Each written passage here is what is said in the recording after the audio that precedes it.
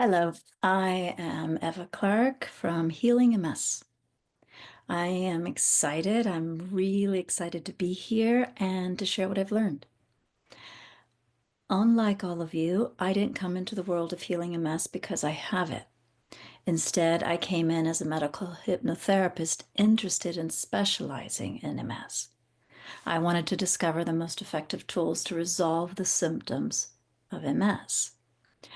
I did start, like most of you, however, looking for that one thing that would result in reversal of MS. I had reversed a debilitating allergy for someone in just one session, so why couldn't I just do that for MS? Like most of you, I first believed that the body was broken or somehow mixed up. I believed that the immune system had mistaken the myelin for the enemy.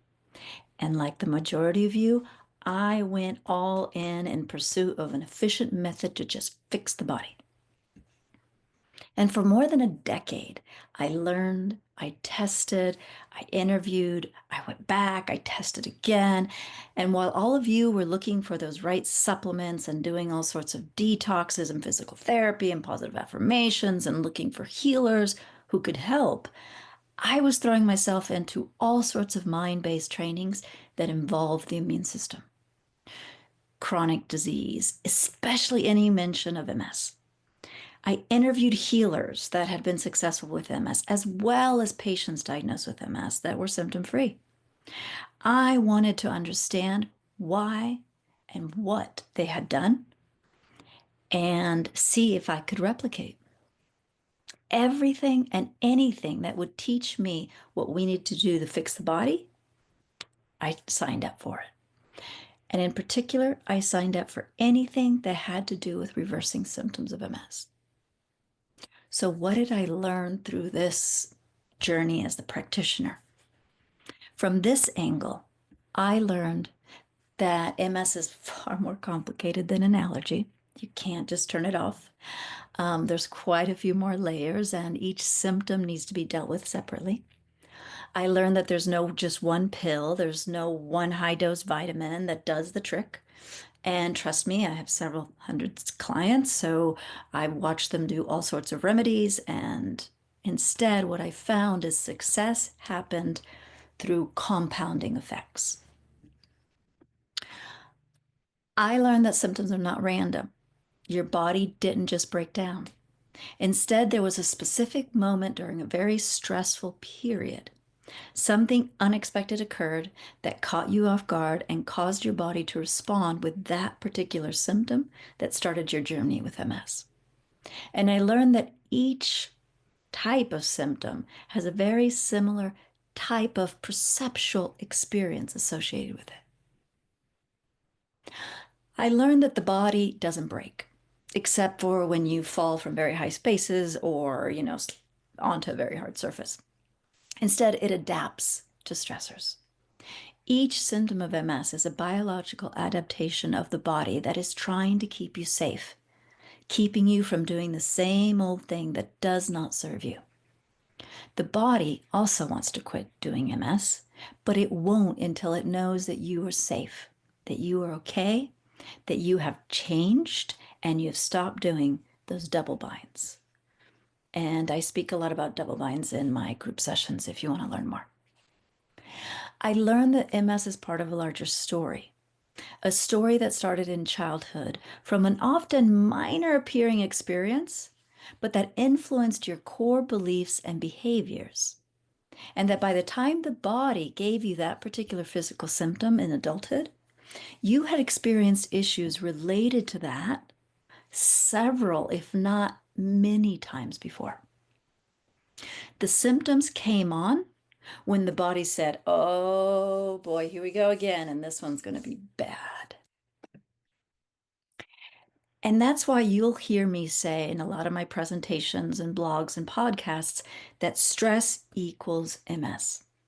But what I'm really saying is that those limited beliefs and coping behaviors from childhood during that stressful time are creating significantly higher levels of stress and anxiety today around things that are sometimes quite mundane. Beliefs such as, I am not doing enough, or it's not safe to fail, or behaviors such as totally forgetting yourself and bending over backwards for a loved one when they are stressed. I learned that fear is your greatest enemy, not junk food.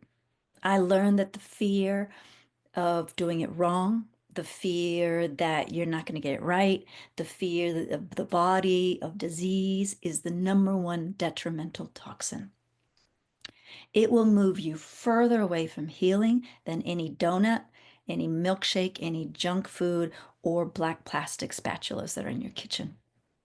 When you fear, when you doom scroll, when you tell yourself, oh my God, I think these symptoms are getting worse, when you are anxious, when you are stressed because you can't understand why the symptoms are worse this morning, your body is stressed too. And the biggest fear of them all is the fear of progression. It triggers the body the most. And that's why I did a presentation and put a video and blog out there with peer-reviewed research to demonstrate just how few people with MS actually progress in comparison to what most people and even neurologists assume. So addressing fear is key. It is vital. I'm currently updating the Healing MS website, and we're putting this panic button in the middle of the homepage, especially for those recently diagnosed, but also for those that are just having a freak out moment. Because if you're in fear, you can swallow thousands of dollars of supplements that nothing is going to be absorbed in the body. You can't take in nourishment when you're in fear, and you can't heal when you're in fear. Fear blocks healing. And I'll be doing some presentations on blocking, different blockers of healing. So be sure to just subscribe at healingms.com. I also learned that I can help you, but I can't heal you. I can help you change the limiting beliefs about yourself and the world that elevates your stress levels and triggers your body. I can help you understand and modify in your subconscious those childhood experiences that has sensitized your body and is now causing them as symptoms you have today. I can assist you with the fear. But you have to be in the driver's seat, because giving me the reins or giving any practitioner the reins makes you powerless, makes you a victim. Hoping and praying something or someone is going to swoop down and save you, though tempting, is disempowering, and it's actually not conducive to health and healing. You have to do the work. You have to learn, you have to practice, you have to journal, you have to understand and try to do things differently and realize the connections of your thoughts, of your emotions, of your beliefs to each of your symptoms. This is a journey between you, your body, and your history.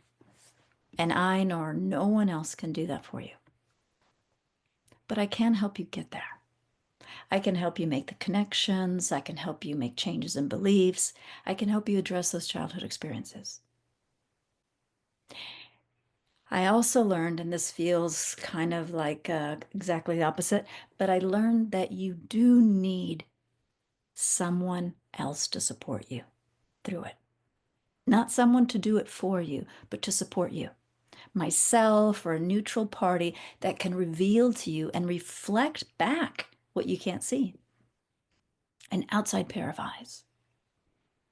So both self-responsibility to do the processes and really understand your body's language and the influence of your past, and a neutral party to support you along the way. So let me give you an example of the healing process that I do. I had a client some time ago. She had difficulty walking, but her legs would worsen to the point of locking up when she was about to cross the street. So we stayed curious with the symptom. I asked her, okay, what's going on? What's going through your head right before crossing? Is there anything you're thinking or feeling or negotiating with yourself? And we discovered that right before she crosses, she starts to hesitate Can I go? Will I be able to make it? I don't know. And then she just throws herself onto the street. And as she gets on the street, her body locks. So we took the same internal emotional pattern and we looked for similar experiences, at least mentally and emotionally similar, right? This pattern, similar experiences that might have happened in the months before she got her symptom, right? And when she reviewed, she remembered she had been running to catch a bus that was just about to pull out of the bus stop. And she wanted to make it, but she wasn't sure if she was going to be able to get there on time. So she literally threw herself towards the island of the bus stop. And she tripped and she fell and she broke her femur in several places. It was very excruciating and very slow recovery, and her body never fully recovered. That's when her symptom began. And it was the same emotion, right? I hesitate. I'm not sure if I should attempt this. And so I just throw myself at it anyway. So now, when the body senses that same emotion in her, it says, oh, I know what happens when she feels this way. And it locks her legs to actually prevent her from harming herself. Now, sometimes the symptoms are protecting you from physical injury, but oftentimes they are protecting you from emotional injury, such as I really feel I want to leave the house, but I also have this, I feel paralyzed by the fear that you will abandon me if I leave. Though her compound break was a traumatic event, it was actually part of a larger story, of course, right? And it started in childhood. We discovered there had been a painful fall from a ledge, more startling than dramatic, right? Nothing broke. She experienced this at 7, the age of 7. Again, hesitancy. Should I be doing this? I'm not really sure. And then jumping into it anyway, resulting in a scary fall, a few bruises only, but there it was. There was that initial experience. When she uncovered this same pattern in childhood, we addressed her younger self to find what that younger self needed for that first incident. We also saw that this pattern shows up or showed up in all sorts of situations at work and relationship, decision making.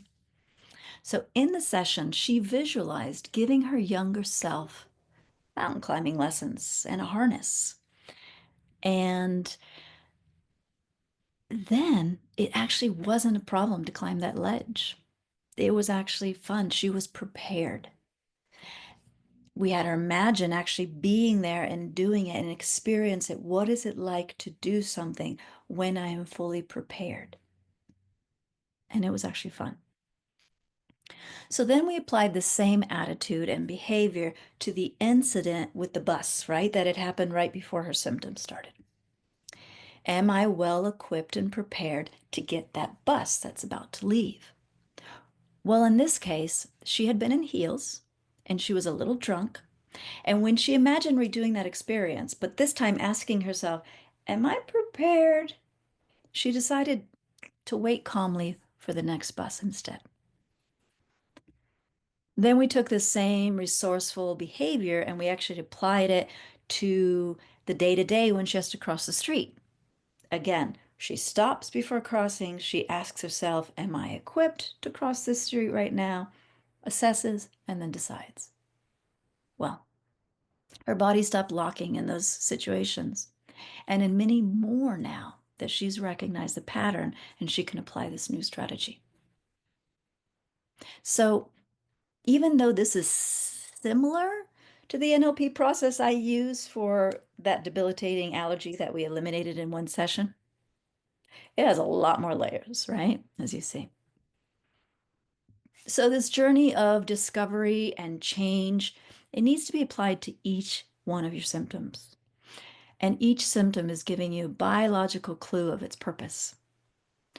What is your body trying to do for you? Don't resist it. Don't fear the symptoms. Lean in and be curious. What is this really about? And be prepared to change your beliefs, your attitudes, your behaviors, your priorities, maybe some relationships, because MS has a lot to teach you. The goal is not to fix the body. The goal is for the body to show you what needs fixing in your lifelong beliefs and behaviors. Einstein, in his later years, said that the most important thing to ask ourselves is, do you believe the universe is friendly or foe, right? And the enemy. Because that's going to change and determine everything. What you look for, what you find, your attitudes, what you choose to do and how, even how the outside world and your body responds to you. As described in quantum physics, the beliefs and expectations of the observer actually influences the results. So what are you going to believe? Do you want to heal your MS with the mindset that the body's broken and you and your health practitioners are going to use this little noggin here to fix it? Or are you going to use the mindset that healing MS is about learning from the body what needs to change, grow, and evolve in your life? Will you see MS from the lens of the 20th century Newtonian paradigm, where the body breaks down just like a car would, and that the immune system is attacking you? Or the 21st century paradigm of quantum physics, where there is a very intelligent body system that is adapting to keep you safe? So lastly, and I know I've put a lot in this, I have a lot to give. Um, Tools, right? The first tool I would propose, and you can access for free to start your mind-body journey, is the Fuck It Mindset Toolkit. It is the ultimate tool to downgrading stress. You can even start using it today. I challenge everyone here to say fuck it at least 3 times a day. Okay? And more as you sign up for that toolkit.